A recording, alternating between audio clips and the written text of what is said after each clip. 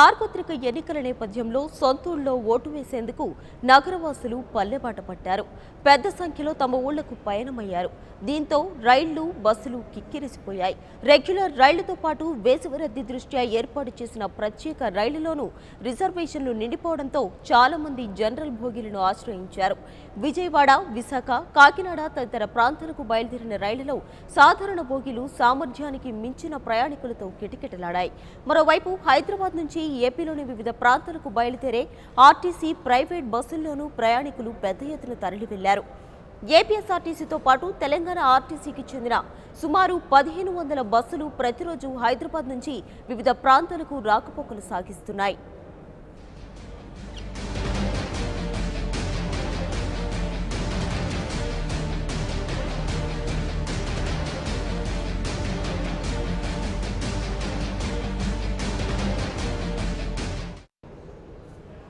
మరోవైపు రద్దీని సొమ్ము చేసుకునేందుకు పలు ట్రావెల్స్ సంస్థలు యథావిధిగా తమ దోపిడీ కొనసాగిస్తున్నాయి.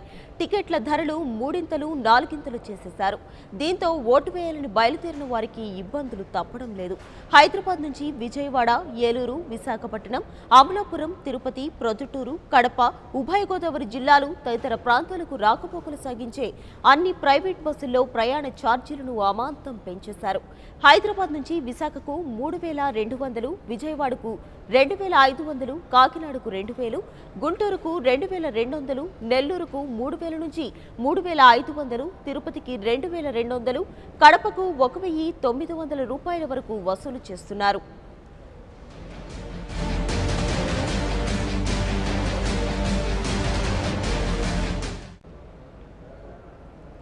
మరోవైపు లోక్సభ ఎన్నికల దృష్ట్యా తెలంగాణ జిల్లాలకు వెళ్లే ప్రయాణికుల రద్దీ ఎక్కువగా ఉండే అవకాశం ఉంది.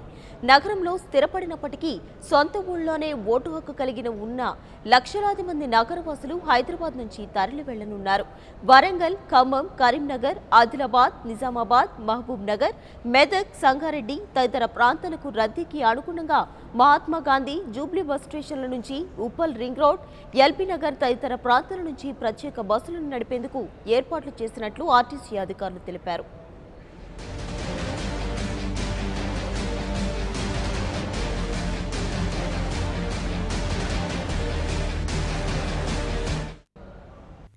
For more updates, please subscribe 99 TV Telugu.